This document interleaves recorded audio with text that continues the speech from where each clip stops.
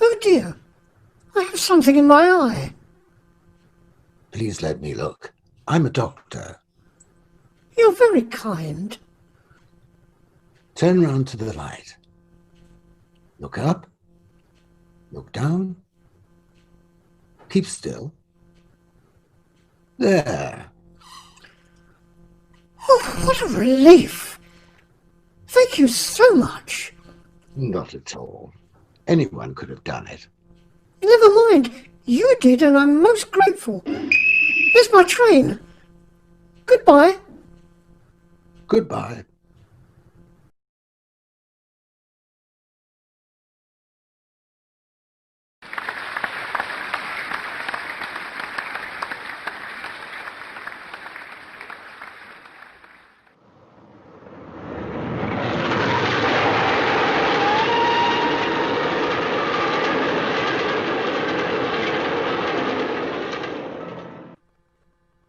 Tea or lemonade? Tea, I think. It's more refreshing, really. Cakes or pastry? No, thank you. Must eat one of these. Fresh this morning. Very fattening. I don't hold with such foolishness. They do look good, I must say. One of my earliest passions. I've never outgrown it. Do you like milk in your tea? Yes, don't you? Yes, fortunately. Station refreshments are generally a wee bit arbitrary, you know. I wasn't grumbling. Do you ever grumble? Are you ever sullen and cross and bad-tempered? Of course I am. At least, not sullen exactly, but I sometimes get into rages. I can't visualize you in a rage. I don't really see why you should. Oh, I don't know. There are signs, you know. One can usually tell. Long upper lips and jaw lines and eyes close together? You haven't got any of those things. Do you feel guilty at all? I do. See? You ought to more than me, really. You neglected your work this afternoon. I worked this morning. A little relaxation never did anyone any harm. Why should either of us feel guilty? I don't know. A sort of instinct, as though we were letting something happen that oughtn't to happen. How awfully nice you are. When I was a child in Cornwall, we lived in Cornwall, you know. May, that's my sister, and I used to climb out of our bedroom window on summer nights and go down to the cove and bathe. It was dreadfully cold, but we felt very adventurous. I'd never have dared to do it by myself, but sharing the danger made it all right. That's how I feel now, really. Have a bun. It's awfully bad for you. You're laughing at me. Yes, a little, but I'm laughing at myself too. Why? For feeling a small pang when you said about being guilty. There you are, you see. We haven't done anything wrong. Of course we haven't. An accidental meeting, then another accidental meeting, then a little lunch, then the movies. What could be more ordinary, more natural? We're adults, after all. I never see myself as an adult, do you? Yes, I do. I'm a respectable married woman with a husband and a home and 3 children. But there must be a part of you deep down inside that doesn't feel like that at all. Some little spirit that still wants to climb out of the window, that still longs to splash about a bit in the dangerous sea. Perhaps we none of us ever grow up entirely. How awfully nice you are. You said that before. I thought perhaps you hadn't heard. I heard all right.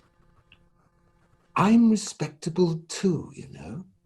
I have a home and a wife and children and responsibilities. I also have a lot of work to do and a lot of ideals mixed up with it. What's she like? Madeline, Yes. Small, dark, rather delicate. How funny. I should have thought she'd be fair. And your husband, what's he like? Medium height, brown hair, kindly, unemotional, and not delicate at all. You said that proudly. Did I? What's the matter? The matter? What could be the matter? You suddenly went away. I thought perhaps we were being rather silly. Why? Oh, I don't know. We are such complete strangers, really.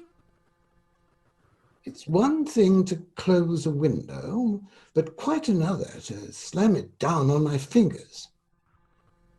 I'm sorry. Please, come back again. Is tea bad for one? Worse than coffee, I mean.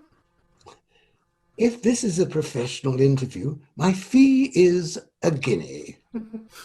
It's nearly time for your train. I hate to think of it chugging along, interrupting our tea party. I really am sorry now. What for? For being disagreeable. I don't think you could be disagreeable. You said something just now about your work and ideals being mixed up with it. What ideals? Well, that's a long story. I suppose all doctors ought to have ideals, really. Otherwise, I should think the work would be unbearable. Surely you're not encouraging me to talk shop? Do you come here every Thursday? Yes. I come in from Churley and spend a day in the hospital. Stephen Lynn graduated with me. He's the chief physician here. I take over from him once a week. It gives him a chance to go up to London and me a chance to observe and study the hospital patients. Is that a great advantage? Well, of course. You see, I have a special pigeon. What is it? Preventive medicine. Oh, I see. I'm afraid you don't. I was trying to be intelligent. Most good doctors, especially when they're young, have private dreams. That's the best part of them sometimes, though. Those get over-professionalized and strangulated. And am I boring you? No, I don't quite understand, but you're not boring me. What I mean is this. All good doctors must be primarily enthusiasts. They must have, like writers and painters and priests, a sense of vocation, a deep-rooted, unsentimental desire to do good. Yes, I see that. Well, obviously one way of preventing disease is worth 50 ways of curing it. That's where my ideal comes in. Preventive medicine isn't anything to do with medicine at all, really. It's concerned with conditions, living conditions and common sense and hygiene. For example, my speciality is pneumoconiosis. Oh dear. Don't be alarmed. It's simpler than it sounds. It's nothing but a slow process of fibrosis of the lung due to the inhalation of particles of dust. In the hospital here, there are splendid opportunities for observing cures and making notes because of the coal mines. You suddenly look much younger. Do I? Almost like a little boy. What made you say that? I don't know. Yes, I do. Tell me. No, I couldn't really. You were saying about the coal mines. Yes. The inhalation of coal dust. That's one specific form of the disease. It's called anthracosis. What are the others? Calicosis, that comes from metal dust. Steelworks, you know. Yes, of course.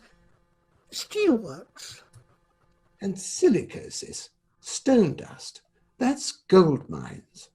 I see. There's your train. Yes. You mustn't miss it. No, What's the matter? nothing. Nothing at all. It's been so very nice. I've enjoyed my afternoon enormously. I'm so glad. So have I. I apologize for boring you with all those long medical words. I feel dull and stupid not to be able to understand more. Shall I see you again? It's the other platform, isn't it? You'll have to run. Don't worry about me. Mine's due in a few minutes. Shall I see you again? Of course. Perhaps you could come over to Ketchworth one Sunday. It's rather far, I know, but we would be delighted to see you. Please. Please. What is it? Next Thursday. The same time. No, I can't possibly. Please. I ask you most humbly. You'll miss your train. All right. Run. Goodbye. I'll be there. Thank you, my dear.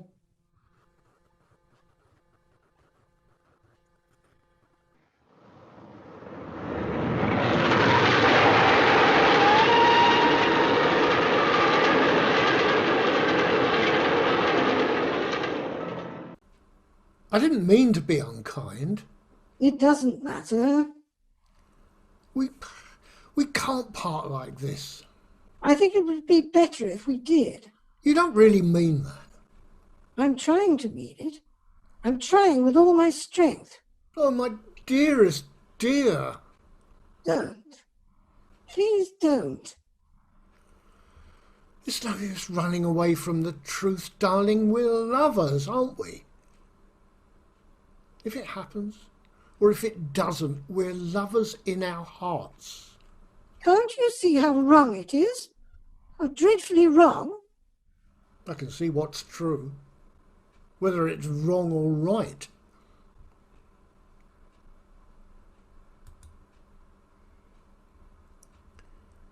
There's no chance of Stephen getting back till late. Nobody need ever know. It's so furtive to love like that. So cheap. Much better not to love at all. It's too late not to love at all. Be brave. We're both in the same boat. Let's be generous to each other. What is there brave in it? Sneaking away to someone else's house? Loving in secret with the horror of being found out? Hanging over us all the time? It would be far braver to say goodbye and never see each other again. Could you be as brave as that? I know I couldn't. Couldn't you? Listen, my dear, this is something that's never happened to either of us before. We've loved before, we've been happy before, and miserable and contented and reckless, but this is different. Something lovely and strange and desperately difficult. We can't measure it along with the values of our ordinary lives. Why should it be so important? Why should we let it be so important? We can't help ourselves. We can. We can, if only we're strong enough. Why is it so strong to deny something that's urgent and real? Something that all our instincts are straining after. Mightn't it be a bit weak and not strong at all to run away from such tremendous longing? Is it so real to you? So tremendous? Can't you see that it is? It's so difficult. So strained. I'm lost. Don't say that, darling. Loving you is hard for me. It makes me a stranger in my own house. Familiar things, ordinary things that I've known for years, like the dining room curtains and the wooden tub with the silver top that holds biscuits and a watercolour of San Remo that my mother painted, all a god to me, as though they belonged to someone else. When I've just left you, when I go home, I'm more lonely than I've ever been before. I passed the house the other day without even noticing. I had to turn back. And when I went in, seem to draw away from me. My whole life seems to be drawing away from me. And I don't know what to do. Oh, darling. I love them just the same. Fred, I mean, and the children. But it's as though I wasn't me at all. As though I were looking in at someone else. Do you know what I mean?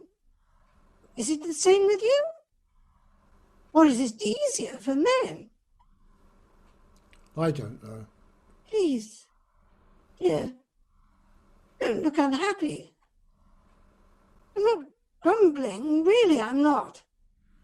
I don't suppose being in love has ever been easy for anybody. We've only got a few minutes. I didn't mean to be depressing. It isn't any easier for me, darling. Honestly, it isn't. I know. I only wanted reassuring. I hold you in my arms all the way back in the train. I'm angry with every moment that I'm not alone, to love you uninterrupted. Whenever my surgery door opens and a patient comes in, my heart jumps in case it might be you. One of them, I'm grateful. He's got neuritis, and I give him sunray treatment. He lies quietly baking, and I can be with you in the shadows behind the lamp. How silly we are. How unbearably silly. Friday, Saturday, Sunday, Monday, Tuesday, Wednesday. Thursday. It's all right, isn't it? Oh, yes. Of course it is. Don't pass the house again. Don't let it snub you. Go boldly in and stare that damned watercolour out of countenance. All right. Don't make your poor neuritis man too long. You might blister him.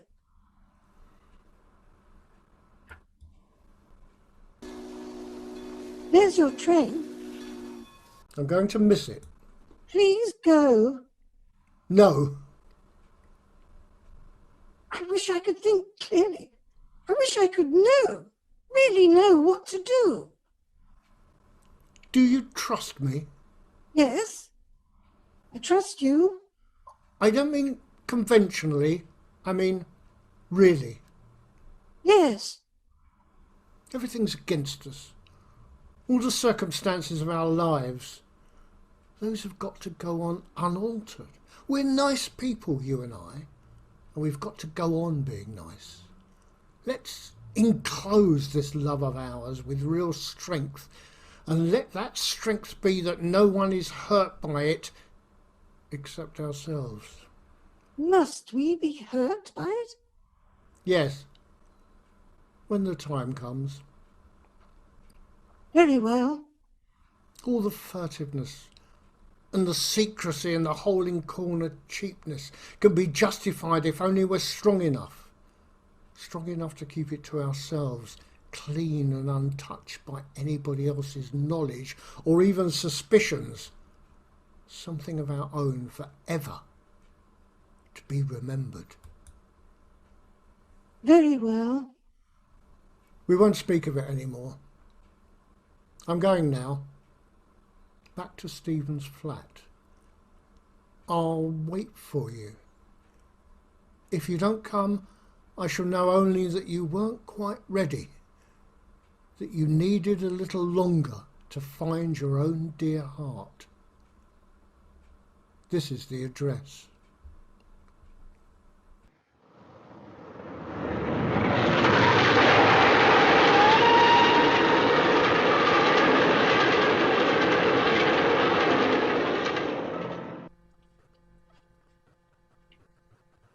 Thank God. Oh, darling. Please go away. Please don't say anything. I can't let you go like this. You must. It'll be better. Really it will. You're being dreadfully cruel. I feel so utterly degraded. It was just a beastly accident that he came back early. He doesn't know who you are. He never even saw you. I listened to your voices in the sitting room. I crept out and down the stairs, feeling like a prostitute. Don't, dearest, don't talk like that, please. I suppose he laughed, didn't he? After he got over being annoyed. I suppose you spoke of me together as men of the world. We didn't speak of you. We spoke of a nameless creature who had no reality at all. Why didn't you tell him the truth? Why didn't you say who I was and that we were lovers? Shameful, secret lovers, using his flat like a bad house because we had nowhere else to go and were afraid of being found out. Why didn't you tell him we were cheap and low and without courage? Why didn't you? Stop it, Laura. Pull yourself together. It's true, don't you see? It's true. Nothing of the sort. I know you feel horrible, and I'm desperately sorry. I feel horrible too. But it doesn't really matter, this unfortunate, damnable incident. It was just bad luck. It couldn't affect us really, you and me. We know the truth. We know we really love each other. That's all that matters. It isn't all that matters. Other things matter. Self-respect matters and decency. I can't go on any longer. Could you really say goodbye? Not see me anymore? Yes, if you'd help me. I love you, Laura. I shall love you always till the end of my life. All the shame that the world might force on us couldn't touch the real truth of it. I can't look at you now because I know something. I know that this is the beginning of the end, not the end of my love for you, but the end of our being together. But not quite yet, darling. Please, not quite yet. Very well. Not quite yet.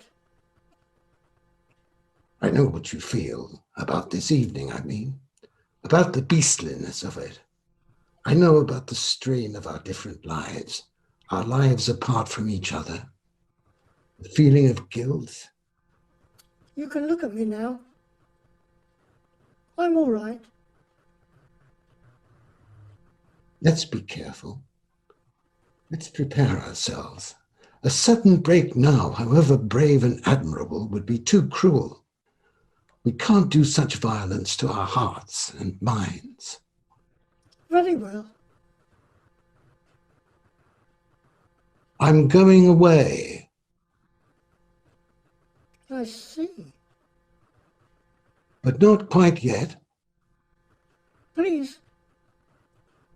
Not quite yet.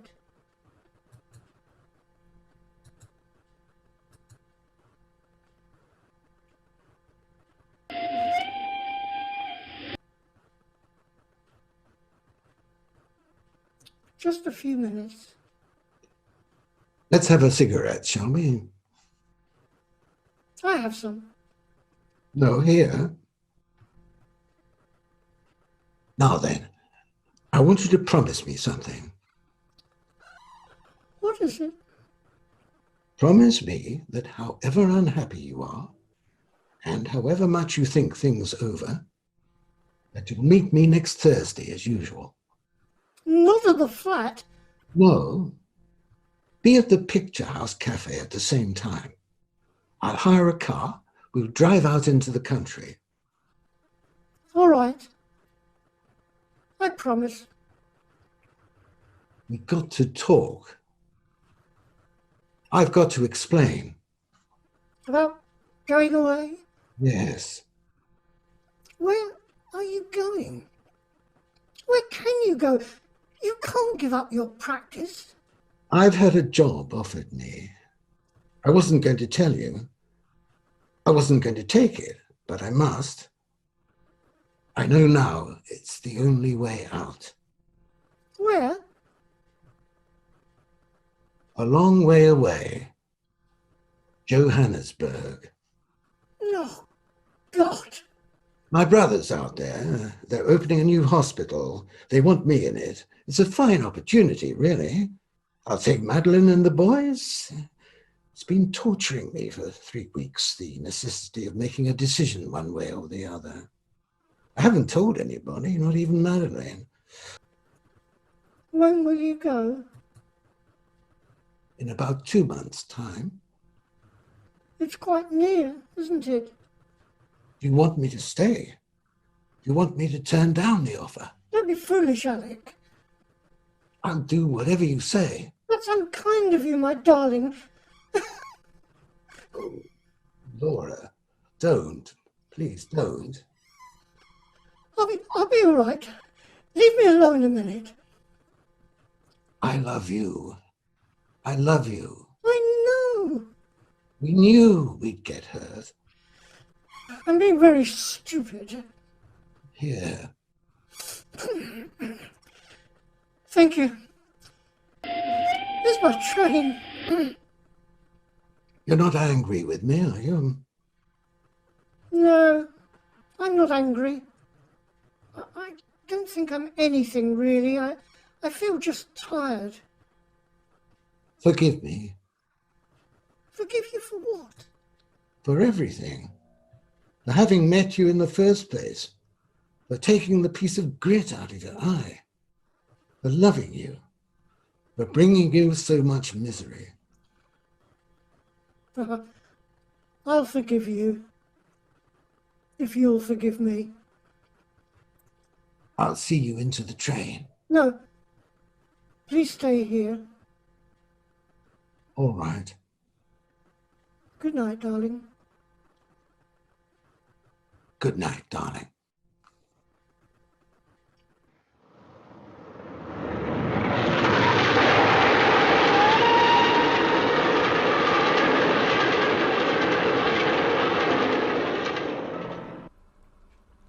Are you all right, darling? Yes, I'm all right. I wish I could think of something to say. It doesn't matter. Not saying anything, I mean. I'll miss my train and wait to see you into yours. No, please don't. I'll come over to your platform with you. I'd rather. Very well. Do you think we shall ever see each other again? I don't know. Not for years, anyway. Children will all be grown up. To know each other. Couldn't I write to you just once in a while? No, please not. We promised we wouldn't. Please know this. Please know that you'll be with me for ages and ages yet. Far away into the future. Time will wear down the agony of not seeing you bit by bit. The pain will go, but the loving you and the memory of you will never go. Please know that. I know it. It's easier for me than you. I do realise that. Really, I do. I at least will have different shapes to look at and new work to do. You have to go on among familiar things. My heart aches for you so. I'll be all right. I love you with all my heart and soul. I want to die. If only I could die. If you died, you'd forget me. I want to be remembered. Yes, I know. I do too. Goodbye, my dearest love. Goodbye, my dearest love.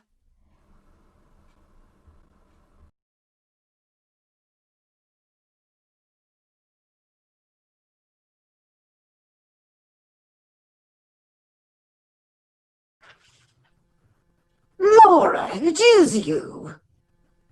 Oh, Dolly.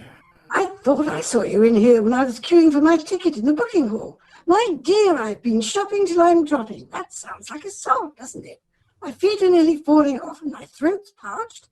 I thought of having tea and spindles, but I was terrified of losing the train. I'm always missing trains and being late for meals, and Bob gets disagreeable for days at a time. Yes. You were deep in conversation with a very nice-looking man just now. Who on earth is he? Dr. Harvey. Really, you're quite a dark horse. I shall telephone Fred in the morning and make mischief. This is a bit of luck. I haven't seen you for ages, and I've been meaning to pop in, but Tony's had measles, you know, and I had that awful fuss about Phyllis. But of course you don't know. She left me. Suddenly up and went, my dear, without even an hour's warning, let alone a month's notice. How dreadful. Laura, you look frightfully well.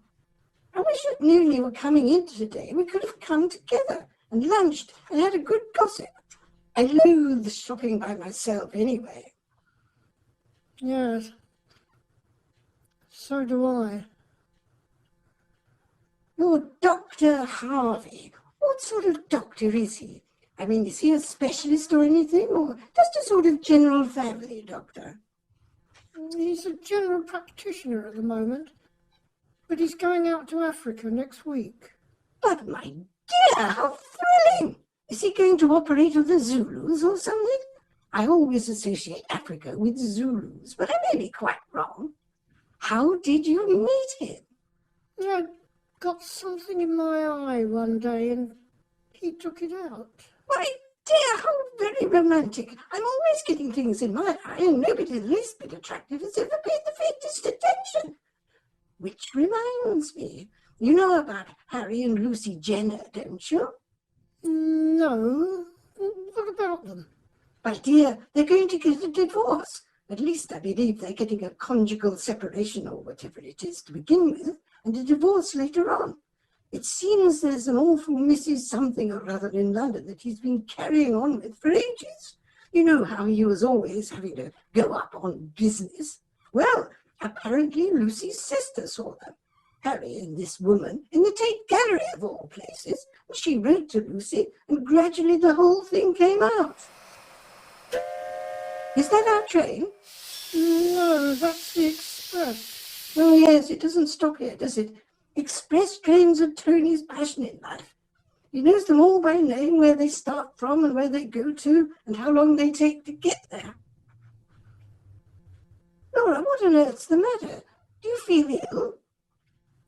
I feel a little sick. Just a sip of brandy will buck you up. Here you are, dear. Thank you.